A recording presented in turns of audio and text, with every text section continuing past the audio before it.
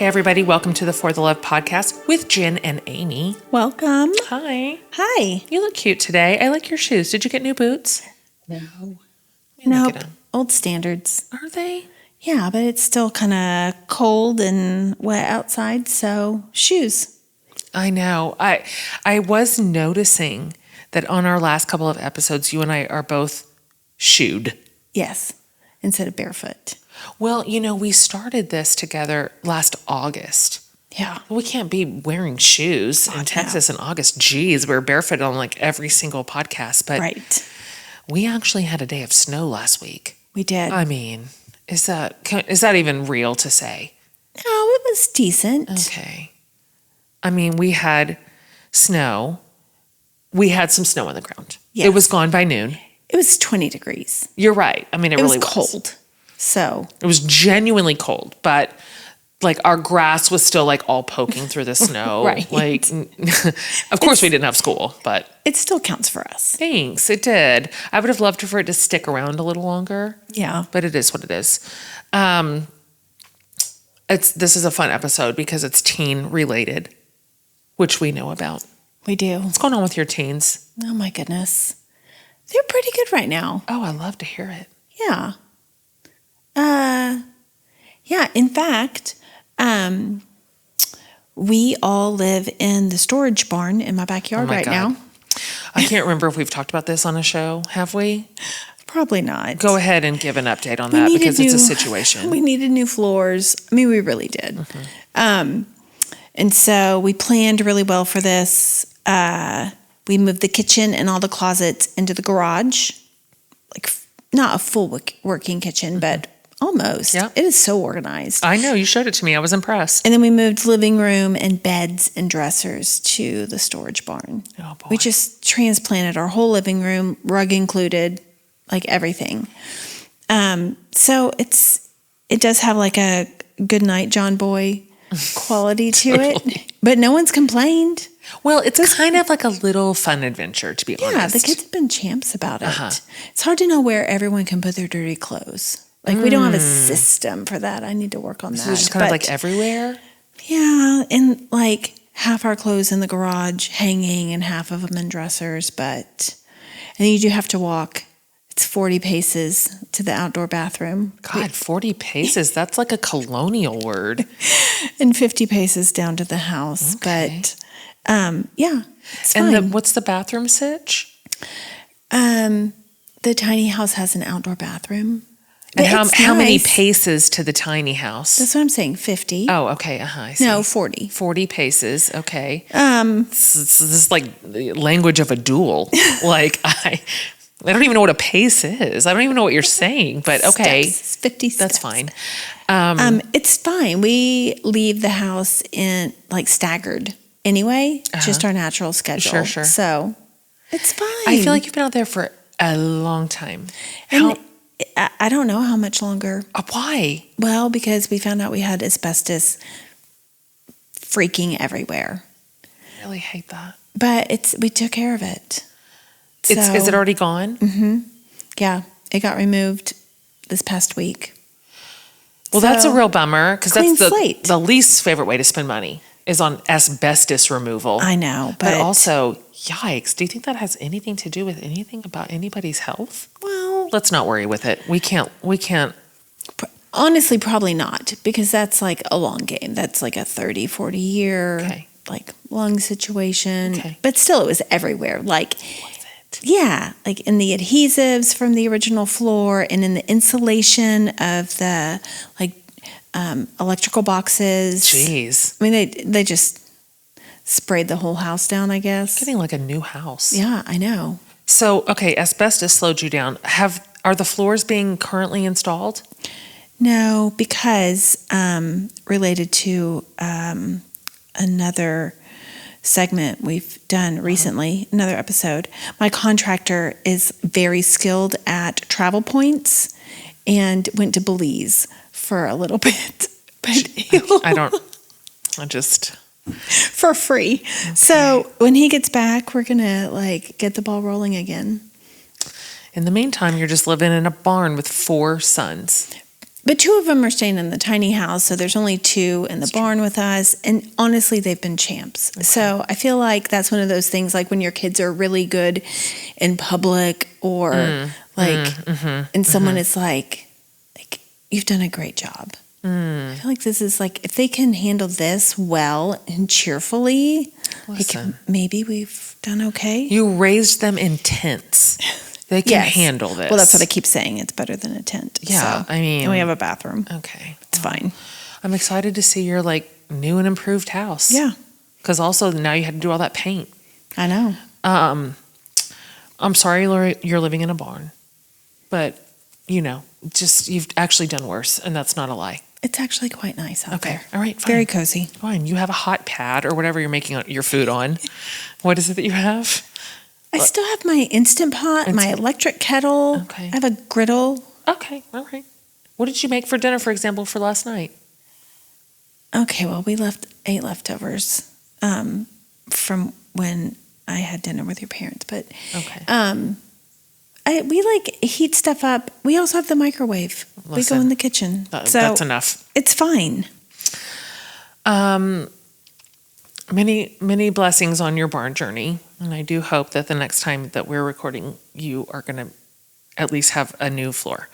Let's do a couple of quick segments before our awesome guest. Okay. Again, as mentioned, we are in a teen-related theme, of which Amy and I are absolute experts. I mean, not that we're good at it, it's just that we've experienced it. Right. I mean, we have had and do have 9 teens between us. So, come at us. So let's do this. Let's do a little bless and release. Bless and release. You know you got to bless and release. I don't know what you're going to say on this. I don't. And I look forward to hearing your answer. Let's do a little bless and release. The clothes that we made our kids wear when they were younger. Oh. And I'm trying to remember. I've been around your kids since they were little. I've been around your kids since they were babies. Yeah. You don't remember. I just I'm not getting a clear visual on what they're. Do you know why? No. Because I dressed my kids in Children's Place uniform shorts for their entire childhood. So they always had on navy blue shorts. Always. And then a hand-me-down t-shirt. This is new information for me. I discovered. And I've been around them their whole lives. I know. Just very nondescript clothing. You're like, I'll just get navy shorts from this one vendor in every size. Mm-hmm. And then that's what they are. Yes, but the uniform version. I don't know what that means. Like school uniforms. Oh, now I see what you mean. Because, with a button and zipper? Yeah, because they're so sturdy. They make those uniform clothes way better. Yeah, it's like they're practically made out of canvas. Yes. Now I see what you're saying. So navy blue shorts, sometimes jeans, but it's Texas, so they could wear shorts. Because jeans, they grow, and then what? But shorts last a lot longer. I wish, maybe for the first time that you and I have been doing the show, that your boys were in this room with us, because I would like to hear their thoughts on this. Now, I wouldn't say, maybe with one exception, I wouldn't say style is their North Star. This is not what your sons care about the most. They're not fashion. There's one who cares now. And one who's starting to care. Okay. But in general, no, that is not our thing, obviously. Okay. But also, I didn't ask their opinion. I didn't really give them a choice. Yeah. I didn't make a big deal about how other people looked. Sure. So it wasn't really on their radar. I guess they didn't have any room for perspective if they wore navy uniform shorts every day of their childhood. Right. What do they know? That's what they think clothes are. It's not suffering. Okay, and it's not suffering. The ones that are interested in fashion and clothing, they found that out as teenagers, and then they took care of it themselves. That's fine. They have a clothing budget. They go thrifting. They can do their own thing now. Yeah. But when they were little and it was chaos and it was too much, uniforms. I'm not even mad about that. Yeah. When you have 4 little boys, which equates to mountains of laundry every week. Yeah. Just mountains because they're so filthy. Just to have the one thing. Like, just find a pair of the navy shorts that fit you. Exactly. Just pull them out of the bin. They're all the same. All the same. One thing that I did when my kids were little, and they either like this in hindsight or absolutely don't like it, and it depends on which kid you're talking to, is that I did not make a deal ever out of what do you want to wear today. So for my like more free-spirited kids, they would go to Target absolutely in an unhinged outfit. A Halloween costume, a tutu with cat ears. I just never cared. I'm like, there's so much to care about. This is just not going to be the thing that I care about. And so I let them, like, me and Jenny always call this matchy-matchy. Like, I let the boys wear red t-shirt, red shorts, green t-shirt, green shorts, slightly different shades. Right. You know, I just like, whatever. Just whatever. So it's like Sydney looks back and goes, "Oh, I loved this, Mom. You really let me be a free spirit, and you let me like exercise my own like autonomy over what I was wearing, and I developed my own sense of style." And the boys are like, "How dare you?" Like, we can't look at a single picture of our childhood and have anything but shame. So I just didn't pick it. I just did not pick it. It wasn't, except for when I did, and then I picked it hard. You know, like family pictures. Oh, Yeah. geez. Family pictures, which are among my more traumatic memories of motherhood entirely. Yes, agree. Church, I think maybe I was a little tight on that. Yeah. But I always laugh, you know, our mutual friend Jenny, she's from Alabama, deep South. And I always will like look at her Christmas cards or whatever that she gets from all the Alabama people. Oh.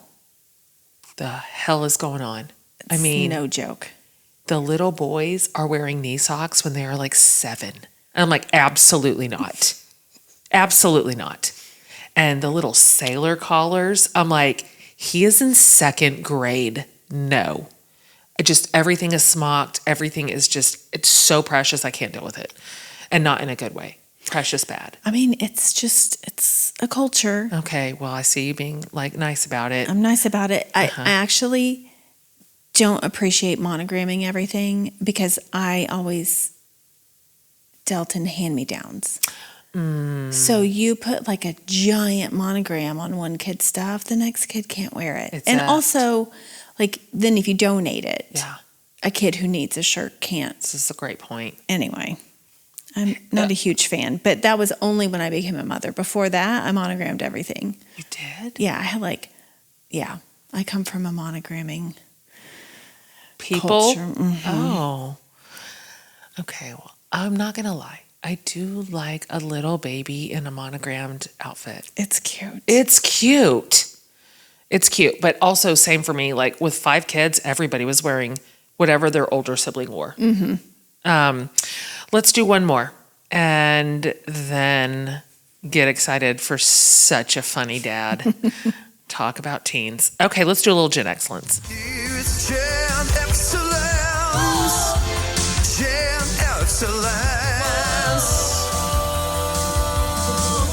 GenXCellence. Let's discuss this gap between parenting in the Gen X era, which we are, and the young parents, the new parents, the Gen Z parents, right? I've got a front row seat to this right now. You do. I sure do. Just the friend group is having babies. No. The friend group's kids are having babies. Yes. So I'm watching this in real time. We have such a fun guest coming up. Chip Leighton's coming up, as I mentioned, and he has a great book out, and it talks about this generational divide. And so let's talk about this. What's something that we like is a big distinction between Gen X and Gen Z, and maybe even, you know what, because we're nice people and we're Christian, what's something we've learned from them that we go, this is something that we like that they're doing better than we did, because there are some things. There are some things they really are doing so much better. 100%. And their kids will benefit from it. 100%. For one, like talking about feelings and boundaries and mental health and all of that. Like We didn't even have language for that. No. That will do their kids and themselves like such an incredible service. Cannot agree more. It'll help their parent-child relationships. I think it'll help their relationships with their own parents, because you realize so much when you have your own kids. Like, oh, Yeah. this is why my parents did this, said this, like this. It's true. So I think do like that too. they're doing that great. On the other hand, I'm nostalgic about like the feral children, Same. like going out, riding your Absolute bike. same. Like the way you find out where your kids are is where all the bikes are in the front yard. You come home when the street light comes, like all of those things that everyone always says, but it's because those really were good ways to raise your kids. they were. And I stand by it. Yeah. I 100% turned my kids out. And with all the neighborhood kids, it's what everyone did. Yeah. Get on your bikes. I don't know. Go frolic. And they did. And they made up games, and they built forts, and they went into the woods and had all sorts of shenanigans. And I loved that for them. I can tell you that my kids who are Gen Z tell me now they loved growing up like that. Oh, okay. Now, to be fair, at least my older ones, I have a generation gap amongst my own children. Yeah. Because Remy grew up in a different world than Gavin did. Even just 6 years apart, 6 or 7 years apart. My big kids didn't have screens. We just we couldn't afford that. That was before everyone did. Right. Like by the time Remy hit this, middle school, high school scene, everybody had a phone. But my big kids absolutely did not. Yeah. That was still a luxury. We were still shocked when one of their friends would have a phone in middle school. That was just not happening. And so my big kids say, we feel like we were the last generation, the last bottom edge of the generation to get this kind of like childhood. The play childhood. Yeah. The imagination childhood, the go outside childhood, the bicycle childhood. Because as many things as they are getting right, also this generation is scared to let their kids do anything or go anywhere or walk to the corner. It feels like a scared, although we had scared peers, our generation too. Yeah, for sure. But also our kids went in the woods. Oh my God. So They tell me now things like, oh yeah, Mom, like we would jump the fence back when we lived in Garlic Creek. I don't know if you can think of this right there on 967, but there's a big 2-story like white colonial house that is adjacent to the neighborhood. Yeah. And they own a bunch of acreage. And they're like, oh yeah, we used to jump the fence and go onto that property. And they had a bunch of like rusted out cars on their property. And we would like have whole games inside all of their cars. I'm like, that's private property. Somebody owned all that. They're like, well, I know, but like, that's what we did. okay. Okay. And you're finding out now. Yeah, they just tell me later. But Sure. 100% that's how I was. My mom had no idea where I was. We were just a bike gang out. Somebody's mom would feed us. Whoever. We'd just stumble in. Somebody would give us like a grilled cheese sandwich or like bologna. Nice. And then out we would go. But I like that for our kids. And I miss that. Yeah. I'm worried about all what is childhood now? Well, I'm going to let my future grandchildren just play in the woods. Okay, well, that's a solution, isn't it? Yeah. When they come to grandma's. Yeah. That's good. One other thing, since I just said they're too scared to let their kids have any fun or like be a kid, I want to add one more plus in their plus column, the young parents.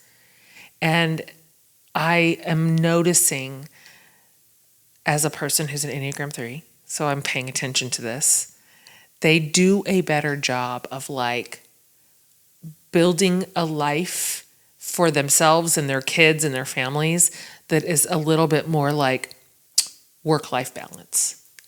Like Absolutely. the hustle culture that we were raised in, because we were raised by, what's our parents? Boomers. Boomers.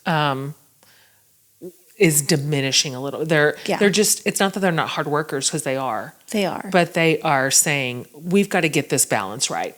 Right. I can't see like a young dad now, 25-year-old, like being a workaholic and staying at the office till 10. Exactly. And missing out on his kid's life. Yeah, exactly. That's just not how they're wired. I know. It's nice to watch. Nor do the men let the women do all the heavy lifting for the babies and toddlers. Right.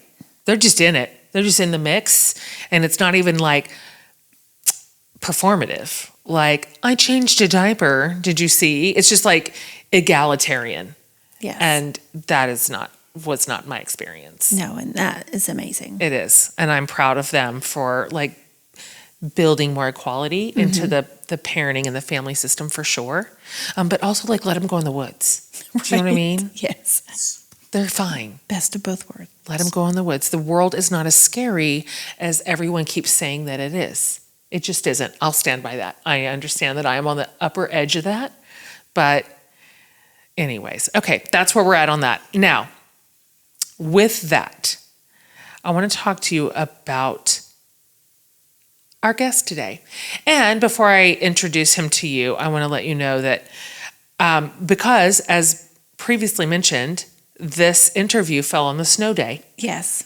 It was on the snow day when we had 1/4 inch of snow. Amy Hardin was not able to get to the studio because, to be fair, the roads were genuinely icy. It was first thing in the morning. It was first thing. I was so sad to miss it. I know. They were genuinely icy.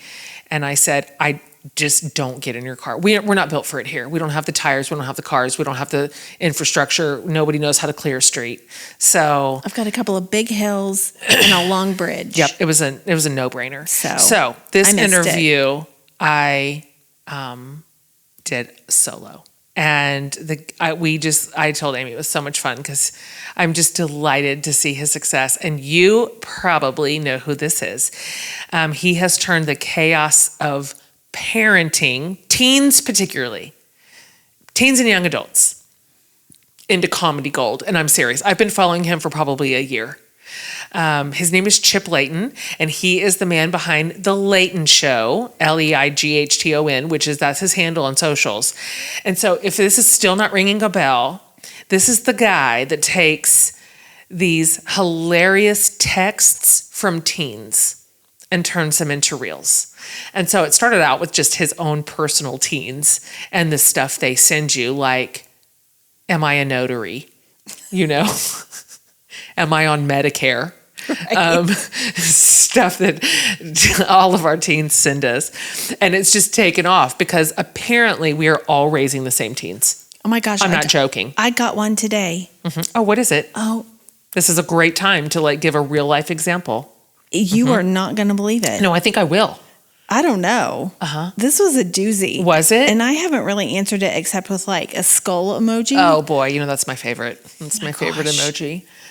Okay, so this is kid number 3. Yeah. He's in a public school. Sure.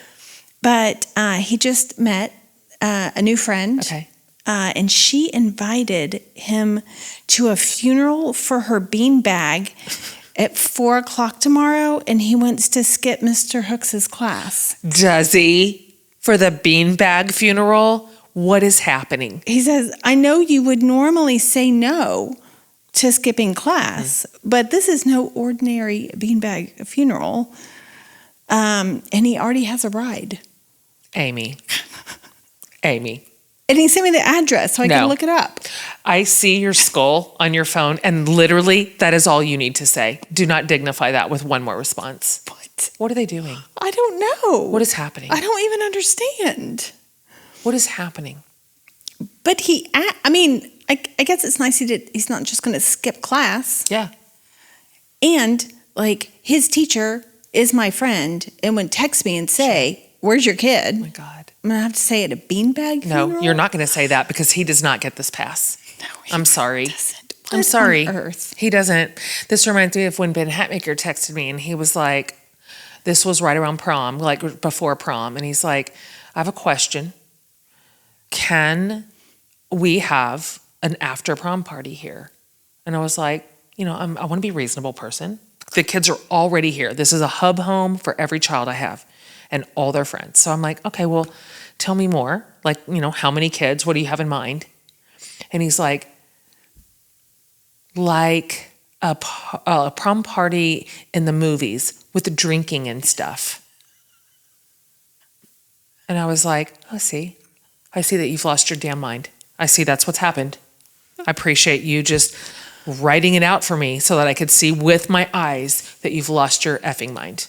Like in the movies. Like in the movies with drinking and stuff.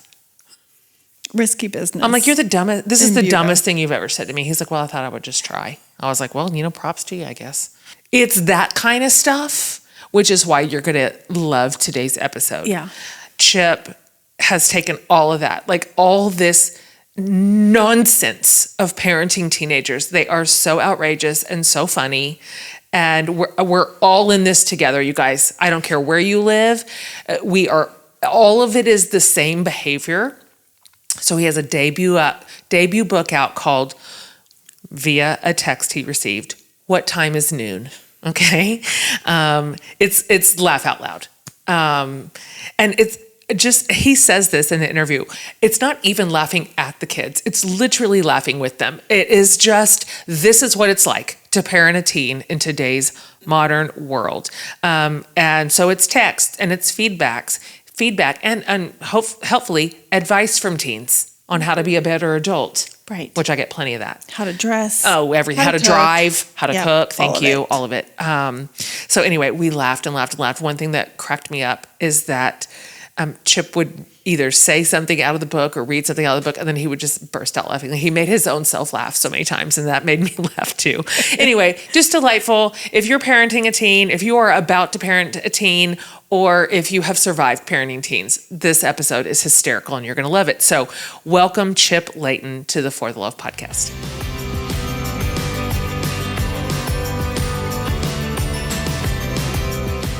All right, Chip. Welcome to the show. I'm so happy to meet you. I've been following you for like a year, and we're in similar life space. And so just like the amount of times I have thrown my head back and just howled. Because somehow we're all living the same life. Yeah, it's crazy. I mean, I started my stuff on social media, just kind of sharing some stuff from my own house because I thought it was kind of funny, and it's like you pretty quickly you realize, oh my gosh, some of the stuff is universal, and it's kind of developed into this community in the comment section where people are like, oh my, did you steal my phone? Like, what's apparently Totally. Yeah. So we're all I raising the appreciate same teenagers, I guess. Like they're all identical. It doesn't matter if they're in Maine, where you are, or in Texas. It just doesn't matter. They all have this playbook, I guess. They're at a meeting somewhere learning how to troll us and be ridiculous. Yeah. So they're going to turn out fine, though. That's my hope. They're going to turn out fine. How old are your kids? So my kids are 17 and 21 now. So I'm down to one teenager. I do a lot of teenage content, but I got one in college and one in high school. So great kids, and provide some good content too. No, absolutely. They're hysterical. Like, I don't even think I would have a career if I didn't have kids, because it's just like nonstop material. I have 5 kids. Unbelievable. No, I know. And I'm 19 to 26. So you are right. They're going to turn out fine.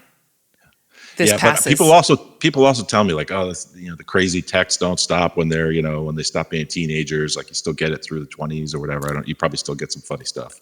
Of course. I mean, they're just pretend adults. It's fake. They're adults when it suits them. My young adults, my like early 20s kids are just, when they want to, they're like, I'm a grown man. And I'm like, I buy your toothpaste. Like, right. Save it. Like, you're not a grown man, but whatever. It's very ebb and flow there for a while. I've noticed with my big, they do crest a hill. And it's like, oh my God, I think they're there. I think they live now in adulthood. Yeah. But it takes just a minute for sure. Are they still on your phone plan? That would be the key question I would have. Great question. They have to graduate off the phone plan at the end of college. Oh, okay. That's good. That's good. Yeah. I've heard of some stories, I mean, these kids are soft. Okay, good policy. it's a real easy life for them to live, despite what they've told you. Okay, they are just gently drifting into young adulthood, thanks to their parents. But let's talk about you. All right. Let's talk about the Leighton Show, and I want to hear the origin story of how all of this came to be, because we have all found you, and you are providing such centralized, unified content for us to rally around, so that none of us feel like crazy people anymore. And it is just lightning in a bottle. I mean, it has just taken off so much. So I'd love to hear the beginning of how this came to be and how it started growing.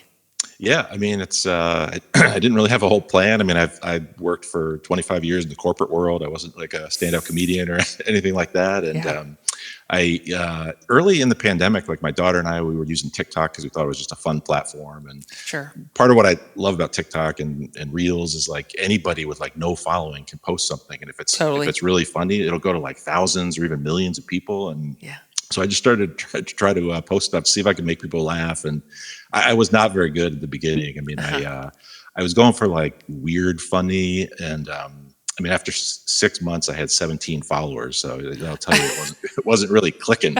And then so not an overnight success. No. And then I posted something about marriage. It was just kind of like different images of marriage, and like it went viral. Like I remember we were on vacation, and like I posted it, and then my daughter was like texting me in the morning. She's like, "Your post is going viral. It's been seen by like 100,000 people, or whatever." And then 2 weeks later, I did like my first teenager text message text from my teenage daughter, and that went viral. And I just kind of, what I figured out was like, okay, I should be posting stuff that's like about my own life. Totally. Actually, that's relatable, and that's what people are interested in, not like this weird stuff. And so I just kept kind of building from there, and it turned into like, I mean, the teenager stuff. It started out with obviously stories and texts for my kids, but then it quickly became everybody sharing their own in the comment section or messaging me. And now most of what I feature is other people's stuff. And it's developed into this awesome community where people are like commiserating and, trading stories. So it's just kind of, all happened organically. And I ended up leaving my corporate job like about a year and a half ago to spend more time on this and the book and other things. So I'm really lucky. It's been a fun ride.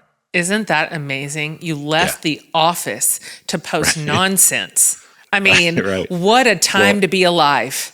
Right. Well, it was a little weird at first because when I started, I was working, and I was in kind of like a leadership position at work, and TikTok was not really mainstream then. So it was like, I didn't really think people would see what I posted, but when I started to go viral, it's like people are like, you showed up on my TikTok. Like, what's going on with you? Are you okay? But it's all worked out. It's clearly worked out. Like, I want to give my listeners some examples if they don't already follow you, and I know a lot of them do, but like, I'm trying to think of the ones that I have read. Chip, you guys posts essentially text from teenagers and like just in a running scroll, and they're hilarious because they're true. Like, I remember one of them that you posted was like, "Am I a notary?" And I just could have fallen on the ground. Right. Like, am I on Medicare? Right. Yeah. They break out into generally either like the dumb, quote unquote, dumb questions. I don't like call dumb questions like, did grandma have kids? That kind of thing. Or there's a whole bunch that are like instructions on how not to embarrass them. So like, of course. Like my friends are almost here. Make sure dad stays in the basement. That's that type of thing. So. That's right. When you pick me up, walk normal. Yes, exactly. Yes, teenagers they are savage. I mean, they're just absolutely savage. I mean, mine are. Yeah. They don't let me get away with nothing. Just absolutely nothing. Yeah. Oh no, if you embarrass yourself, they'll remember it forever. Yeah. But forever. They're funny, which is what makes it work. So. That's the problem. They make me laugh out loud. I can't even be mad. I just cannot even be mad. This has birthed, obviously, the title of your book, which is "What Time Is Noon." What time is noon? Let's talk about that, because I mean, I can't imagine that you were working in corporate America and saw this coming. I can't imagine that you saw writing a book called What Time Is Noon in your immediate future, and yet here you are. So can you talk about how that came to be, what that process was like, what the readers should expect inside the pages of that book?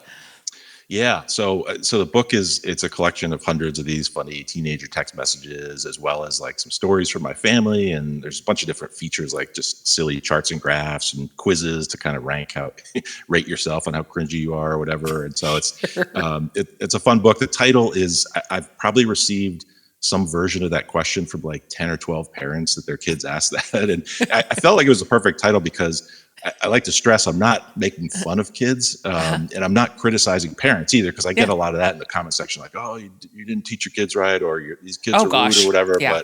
But the reality is, like, that's such a basic thing. You would never think, oh, did I talk to my kid about what noon is yet? Totally. Like, it would never occur to you. Yeah. And if you're a kid and no one explained it and you're used to digital clocks or whatever, like, you would know what it is. So it's like there's no fault anywhere, but it's funny. And so it's like that's what all this is. Yeah. It's not mean. I mean, it's so true. When my third son was graduating from high school, and he got all this money and whatever as gifts. And I'm like, okay, we got to send thank you notes. That's just that's how to be a respectable, reasonable person. Yeah. So he comes downstairs and first of all, they're terrible. Like, he's written one sentence. They're just the worst. I made him redo all of them. Like, every one of them would just sound like a robot wrote them. It was just disastrous, just human language display. But then he'd already put them in envelopes, and just big across the whole envelope, he would put, Mr. and Mrs. Barlow. That's it. And he's like, I guess these are ready. And I'm like, honey, I go, how do you think it's going to get to their house? And so I'm walking him through, and I'm like, you got to put a stamp on it. And he goes, what's a stamp? And I was like, geez, oh my God, I'm going to send him out into the world. How's he going to make it? Like, what's their future? But they don't know. They never did mail. No. Right. Now, mail, I think I have a page or a spread in the book on mail. There's like I've heard crazy stories. I mean, that is not atypical. I think probably my favorite one is, hey, if I use multiple stamps, do I layer or put them side by side? It's like, I put them side by side. But it really is true that we've dropped these teenagers, like these modern age internet teenagers, and we expect them to know our like analog, old-fashioned, old-timey pioneer systems. Yeah. They have no idea what we're talking about. No, and they're not going to need to mail a lot of stuff in their life anyway. No, they're not. Probably, right? And so my kids have never written a check, never in their lives. They don't. Oh yeah. They wouldn't even know what to do. They don't have checkbooks. That is so far beyond their capacity. It's so fun, and then of course they love to make fun of us for our old timey ways. Yes. Which I take on the chin. Because it's so funny. It makes me laugh so hard. What sort of feedback, if you will, have you gotten from your own kids that has stuck in your craw as being either hilarious or ridiculous or outrageous or all three? Yeah, usually all three. I mean, I get a lot of feedback about food, I will say. I chart in the book about the reviews of the different meals I've served. And so how lovely. Yeah, like I made like homemade vegetable soup and bread one night. And it was like described as medieval peasant food, that kind of thing. Or made like chicken and egg noodles one night. It was described as basic, Sure. I get a lot of that. But and then there's some ridiculous stuff too. I do this series of like things I've apologized to my teenagers for, and so I have some stuff in there. Like one time they told me the smoothie I made was too cold. So it's feedback like that. One time my daughter told me the bananas I bought were too curved, which is like I'm not usually looking for that. So they can be a little curved. picky. Yeah, right. God. You just can't make it up. That's why it's so helpful to have teenagers, because they just say things you couldn't fathom. Right. Well, at one point, like early on, this was before a lot of people were sending me stuff. Like my daughter, I told her, I was like, you haven't sent me anything funny in a while. She was like, just start making it up. And I'm like, you don't get it. I couldn't possibly make this stuff up. I'm not that funny. I'm not like funny enough to do that. And there's something that's like so authentic about it that you couldn't make it up. It is so, so funny. And to your earlier point, they do keep doing this into young adulthood. It does not end at age 19. My daughter is 24, and she came home the other day. She lives downtown, and I have on my wall what I think is the most darling, eclectic, whimsical wall art. And it is this big moose. It's like bronze, and it has like a pipe, and it's wearing glasses, and it's funny. It's whimsical. And she's like, Mom, that looks like it belongs in a storefront for Tom's from like 12 years ago. And it's so specific a burn. Right. It's so precise that I just burst out laughing. I'm like, well, you're not wrong, but like, that's mean, but also funny. So I'm going to give you credit for being like so specifically critical in a way that I'm going to remember that this belongs in a Tom's store, but dated, you know? Right. Yeah. I mean, if you appreciate good humor, it's tough to be critical of stuff like 100%. Yeah. And there's just, you have to appreciate humor, or you should just give your teenagers away. Like, you don't have another path through this season of your parenting journey, for sure. And I love how you prepare the younger parents for what the children will start to call you, like your name as a parent, which is clearly bruh. Yeah, all of us. Bro, brah, dude. Dude, a lot of dudes. Gangster, a lot of kids use. Like, here's your quesadilla. Thanks, gangster.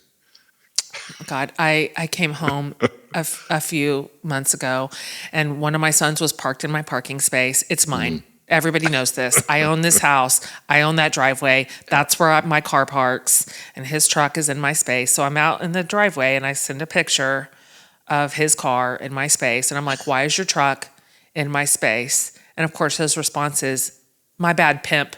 I'm like, okay, okay. I mean, like, I didn't know that was how I was going to get addressed when they were in kindergarten, you know? Right. If you did, yeah. Yeah, my bad, pimp. Talk to me about how your kids feel about being the stars of your content. How do you manage this? Because, you know, they're real opinionated about what we get to say about them. Yeah. I mean, they're not that impressed with me in general. Sure. My daughter's got different things she calls me. The current one is the unemployed middle-aged TikToker, which is accurate, I guess. But kids are the worst. Yeah, right. I'm like, I can't actually dispute any element of that, but that's right. But their biggest feedback right now is because it started with their stuff and now it's mostly other people's stuff. They're like, you got to make it much clearer. This is not all our content. Like my friends think I'm an idiot. They think I'm sending every one of these texts. I'm like, oh, sorry. I think I make it clear enough.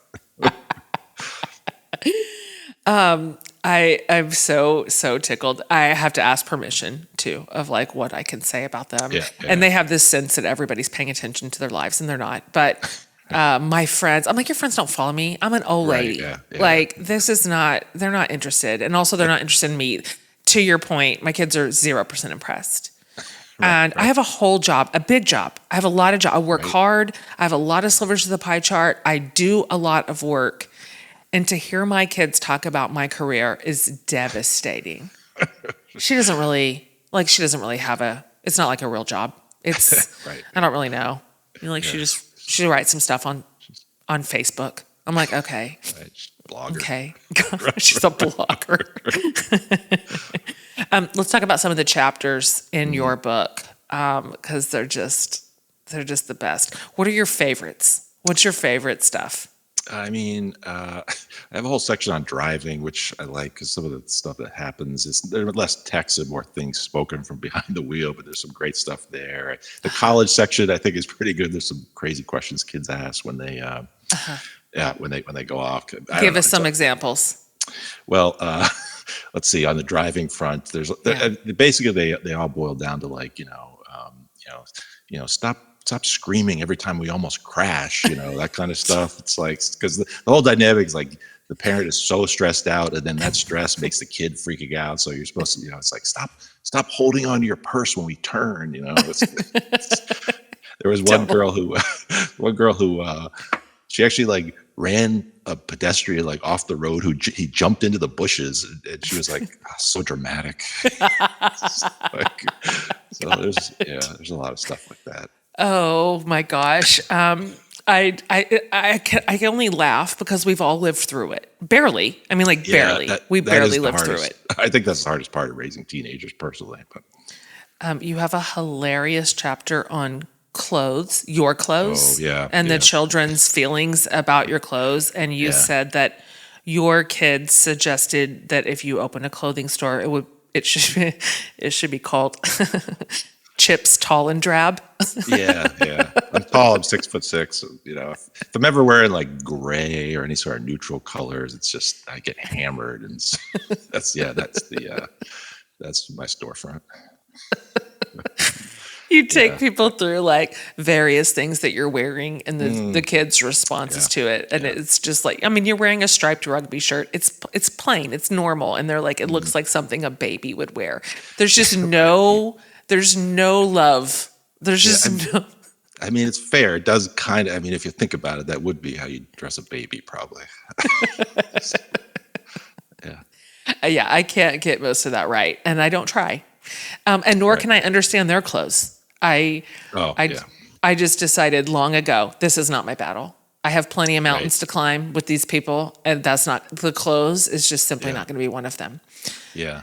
Well, we were talking earlier before we got on air about where we lived. You're in Texas, I'm in Maine. So like the whole thing in Maine is like, unless it's like below zero, kids are going to school in shorts. I knew you were going to say that. It's crazy. I mean, if it snows, they might put on like a hoodie, but it usually Crocs or whatever in the middle of winter. So it's crazy. Yeah. What in the world are these people doing? And you know that is universal. You know this because of your community. That's all teens. That's literally all teens. Yeah. They don't know how to dress right for weather. Yeah, but they know what we're doing wrong. That's that much is clear. With precision. Yes. I told you before we started recording, it very weirdly is snowing here today. We have snow in Texas, which we never have. We are ill-equipped. We are tiny diaper babies when it comes to this. So my son Ben was in the living room with me this morning, and he doesn't know what to do. Also, he's Ethiopian. He literally does not know about cold weather. So he's like, well, how do you get snow off a car? I'm like, buddy, put your gloves on and just wipe it off. And so he's like, I don't want to touch it. So the next thing I see is he has two of my spatulas, and out he goes, and in shorts. And I'm like, you know what? This isn't my problem. I just take your spatulas and your shorts and go sort out the snow. Like, you'll figure it out, my dude. And they do. Yeah. And they do. Tell me about because you mentioned in here, it's in the section on clothes. You said, my carefully planned outfit before my first big stand-up show, that your kid's response was, it's pretty basic, but whatever. That's hype. That's as good as you can get, to be honest. Right. I was psyched. Yeah. That was the nicest one in the whole list. Right. But tell me about your stand-up show and how that felt. Yeah. I mean, you're a corporate dude. Like, this is way outside the boundaries. Yeah, who do I think I am, right? yeah, no, it's crazy. I mean, I always thought that like some of what I did online would translate well to live performance, but I probably would have never done it on my own. And then one day, Caroline Rhea, who's an amazing stand-up, reached out to me, and she's like, hey, I live in Maine in the summer. I think you're hilarious. This was on Instagram. She's like, do you do stand-up? Do you want to do some shows together? And I was like, amazing. Oh my God. I was like, I would love to. I don't do it at all. But she's like, oh, I'm a great teacher. I'll coach you over Zoom and we'll do it. It'll be fun. And so we did that. And so it was a perfect kind of, push for me, because it was like a built-in audience and somebody to sort of help me out with it. And it's gone really well. I mean, I've gotten good feedback. It's kind of evolved into I don't even call it stand-up. It's more of like a live performance where I often use like a digital screen behind me, and I share some of the crowdsourced content that I have and use some different imagery, and some of it's more stand-up-y, but it's been great. I did like a family weekend at a college a couple months ago, which is like a perfect audience for me, parents and college students. And so I've been having fun, and now that I have the book out, I'm doing sorts of book events that include some of that. And so, it's great. I mean, it's definitely a different second chapter for me in my career, which has been fun. Yeah. That's so amazing. How did you were you nervous? Like, 'cause Sure, standing yeah, in front yeah. of a live audience and making them laugh is no joke. I think humor is harder than drama. It is Yeah. really, really a skill. So Yeah, I mean, definitely. I did a little theater like in high school, so I have a little bit of sort of performance background. Not a lot. And in my career, I was sometimes on stage, but never like to make people laugh, right? Which is, and so I always have like a little mini panic attack right before going on. But then once I'm out there and doing it, I feel a lot more comfortable. And I mean, if it's the right venue where the audience knows who you are and they're coming to see you and excited to see you, then it's a friendly kind of environment that works pretty well. But yeah, it's definitely a different it's definitely a different muscle. So the truth is, and you said this earlier in the show, is that parenting teenagers is so insane.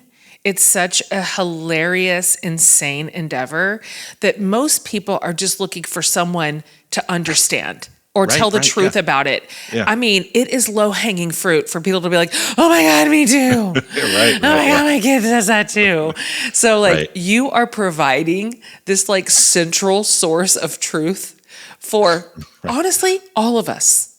Like, well, thank you. Yeah. It's like, the comments that I really like I get are like, oh my gosh, I guess my kid's like totally normal. And I guess I'm not the worst parent in the world. I guess it's supposed to be like this. It's like validation, which is truly which is good.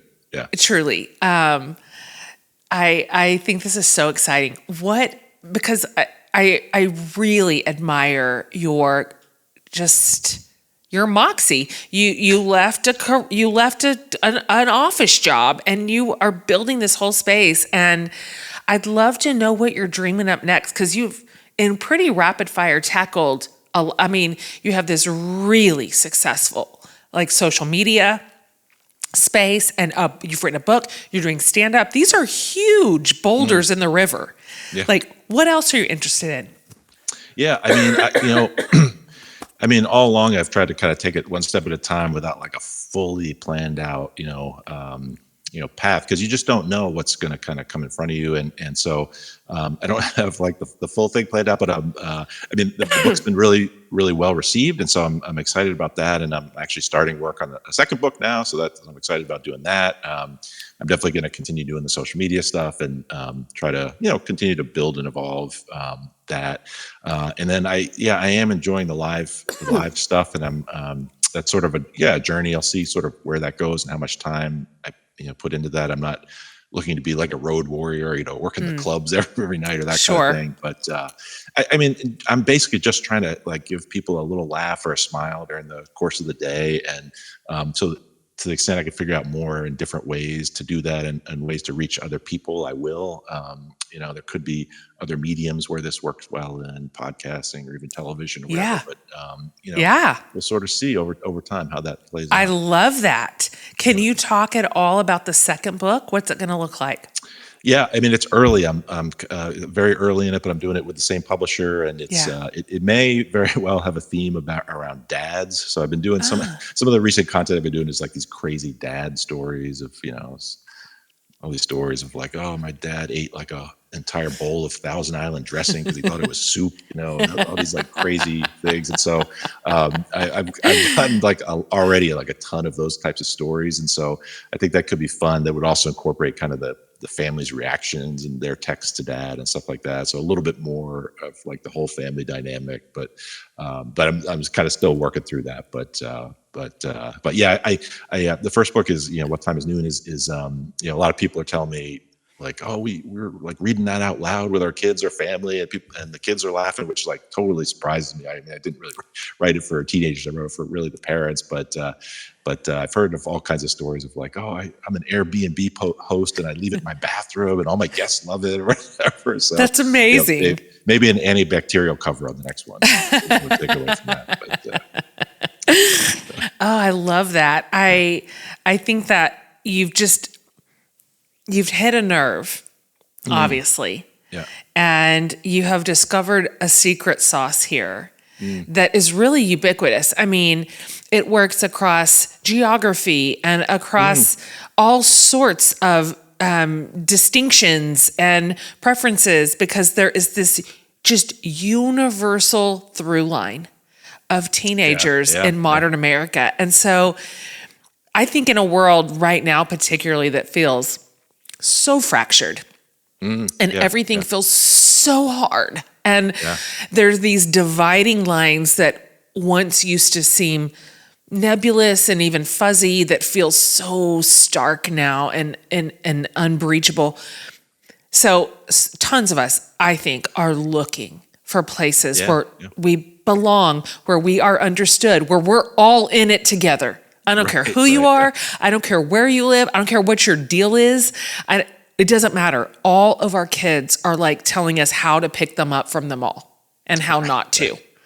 So it's actually like, for me, as I look in as an observer, the sum is greater than its parts, what you're creating right now, because it's not just the hilarity. It's not just the funny stories and the texts and it's a unifier.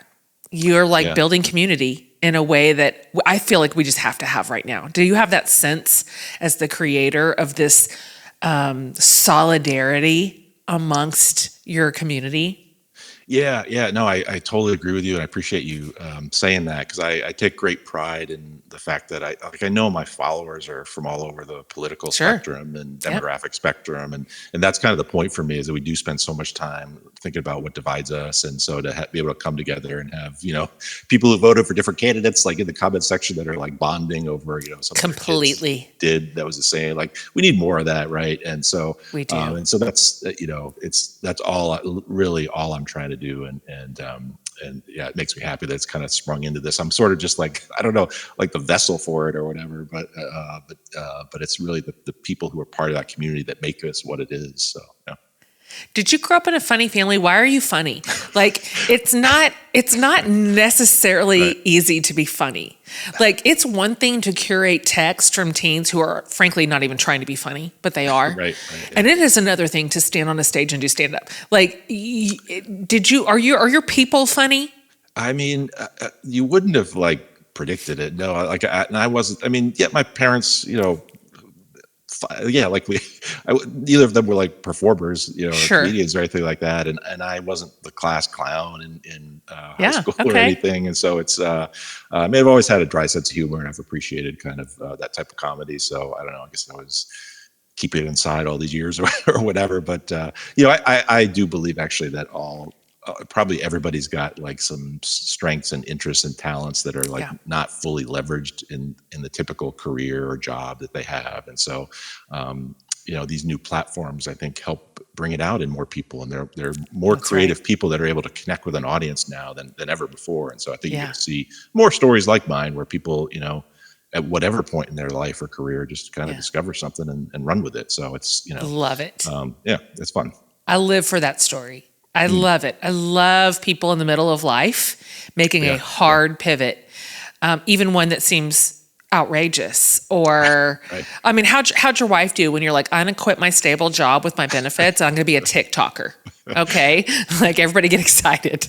Right. She's always been very supportive, and I did wait. I mean, we'll say I was probably doing both for like 2 years maybe. And it's just like at night and on the weekends trying to get it together. And the other thing is I was pretty late in my career, right? I wasn't like at retirement age, but like we saved a lot, and it's not like I'm 23 years old and trying to figure out, can I make a living at this for the next, several decades or whatever. That's so true. There were several things that came together that kind of made it make sense. And you can, by putting more time into it, you can generate some income from it. And my wife works as well. And so with that and savings, it all added up to being, a great thing to do at this point in my life. And so it's, use the middle of your life. I guess hopefully that's where I am. It's generous. Slightly past the midpoint. It's generous. I say that about myself too all the time. I'm 50 and I'm like, I'm right in the middle. And I guess I have a very optimistic lifespan. Right. That's fine. I'm going to say that for some time. Right. How did you learn the technicalities of it? Because there's technical stuff to what you do. You make it look easy, but it's not always easy. Yeah, it's it's a pretty simple approach I take. Like I've had people ask me like, "Oh, do you work with an editor or whatever?" I'm like, no. You're no, you're just doing it on your phone. Yeah. Oh, yeah. I mean, I early on, actually, like my daughter did actually help me with like how to do a certain type of format on TikTok early on. Yeah. The editing tools are better now, but no, I mean, I'm not very tech savvy, but I just figured out how to do a few certain things. But although sitting here today, like we just went through the whole TikTok got banned and then it's come back now, and who knows what will happen in the future. But there are most of my content I actually create within TikTok, and then I use on other platforms. So if that goes away, I do have to rethink the technical piece of it. But it's quite low tech, and I've just kind of learned it on my own. And I'm sure there's better ways I could do it. But it is. I mean, I will say those mediums are very like. It's a visual medium, and sound makes a big difference. So I do spend a lot of time sort of thinking about like what's the right music for this and what's the right background imagery. That stuff's evolved quite a bit over time. My early stuff was much, probably less engaging. So yeah, it's so great because it's obviously thoughtful, but you've still kept it fairly low tech generally, which works. If it was fancy and like it's funny that you're just scrolling through background scenes with these texts that pop up on every one of them. And like, I love that. I love that look, and it's right for your content. It's right for you just being a dad, like a lame dad, according to the kids. So you've really nailed it. Like you've absolutely nailed the tone, the look, the timing. It's all just hysterical. Every time your stuff comes up in my feed, I'm delighted. Oh, I'm like, I appreciate it. Yeah. I'm like, here I sit for 60 seconds. I'll tell you that right now. Like, awesome, I will wait till the very end. Yeah, it's amazing. I do. I mean, I do go for quality over quantity. Like, because a lot of social media experts be like, "Oh, you got to post every day or multiple times a day," and like that's never been it for me. I've always thought like, one great post does way more for you than like 15 good posts. So couldn't agree more. So I do, and I do, even though it's low tech, I do sweat the details quite a bit. I mean, you'd be shocked at how much time I spend. Like, oh, that text is got to be 1/10 of a second longer or shorter. Or, oh, not shocked at all. These two have to be swapped in order, or it's one less or one. And so I remember that actually with the very first teenager text one I did. Like my wife was there when I was editing. She's like, "What are you still working on that thing?" I was like, "Oh," because I was like reordering and then taking it back to where it was. So it's the little. I mean, it's a medium where people are making a split-second decision whether to keep swiping or not. And that's right. So I do focus on the details quite a bit, I will say. And the result is that it just seems seamless. It seems effortless. And of course, it is not.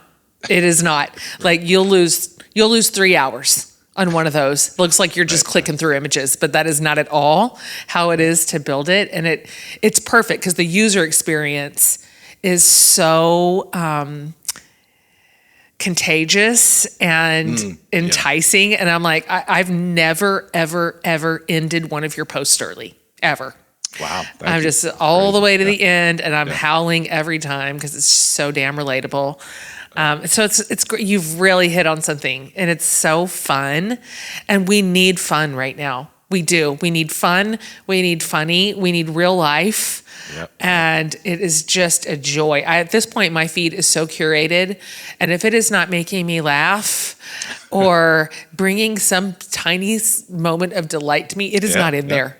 And so that's good. You have made the cut, sir. You are honored. In the feed. Wow. Thanks for doing what you do. I'm so excited for you. I'm excited for your second book. Oh, thank you. Yeah. Excited for your success. Yeah. You need to think about hitting the road. We have comedy in the rest of the United States. Yeah, I know. I love, I mean, Austin's an amazing place. Come on, Cap City Comedy. We got you. Yeah. I can tell you my Austin story. You can cut this out because let's hear it. Not super related, but this was many years ago. I've been there a couple of times, but one time I went tubing on, I think it's maybe the Green River. Sure. One of those rivers near there. And yeah. My wife and I were there. We were like renting the tubes, and it was like $15 for a regular tube, or like $16 for like a tube with like a strap thing under it. I'm like, I'm not paying the extra $1 for some weird premium thing. I don't even know what it's for. Then we get in the river, and it's like some 4-hour float or whatever. And like 5 minutes into it, someone's like, snake. Yep. I'm like, oh my God, is that why they have those strap things? It turned out to be a turtle. It wasn't actually a snake, but in the future I will pay for the premium tube. It's worth the dollar. I'm going to tell you All right. that you probably They could have still do forked that? out the 4 quarters for the bottom to spare you from the snakes and the critters. And do come back and give our state another try. We have other delightful things besides turtle-infested rivers. Come there to ski, maybe. I mean, truly. I mean, we are in our winter era today. Yeah. I'm so happy that you came on the show today. I'm so excited for my listeners who haven't known you yet. This is going to be such a fun day for them to be like, look what I have stumbled into. This is delightful. Most of my listeners are our age. Yeah, and so perfect. this is where we're at. And teen content just works, man. Because at the end of the day, we're just like, can you wear a jacket? Like, it's 11. Can you just put one on for my well-being? No, exactly. They won't. Yeah. They will not, guys. So pick your battles. So just by way of being clear, can you just tell my listeners, these are the best places, because now TikTok is, I don't even know what, it's weird. We'll see what happens here. Right, so where's the best places to follow you?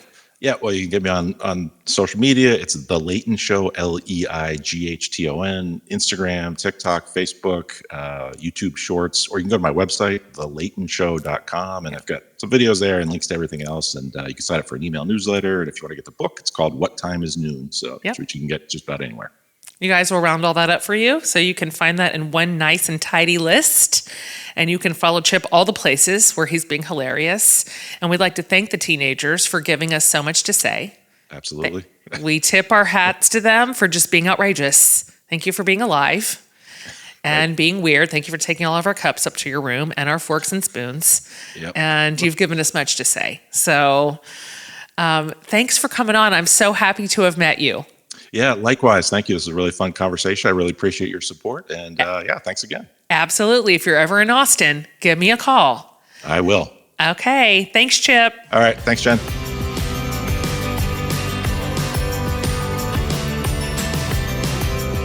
All right, you guys. Hysterical. Please do yourself a favor and follow Chip immediately. Like, talk about a bright spot in your feed. And it also helps you know, oh, okay, there's really nothing wrong with me. There's not even really something wrong with my kid. This is just what it is. This is just called parenting teens. And so you will feel like less alone in the journey for sure. And so his book is called What Time Is Noon? It's available anywhere books are sold. It is a must read. It is enjoyable. I feel like we need to laugh right now. Laughing feels so important. Laughing feels so imperative. Yes. And so take the gift that this is and enjoy it.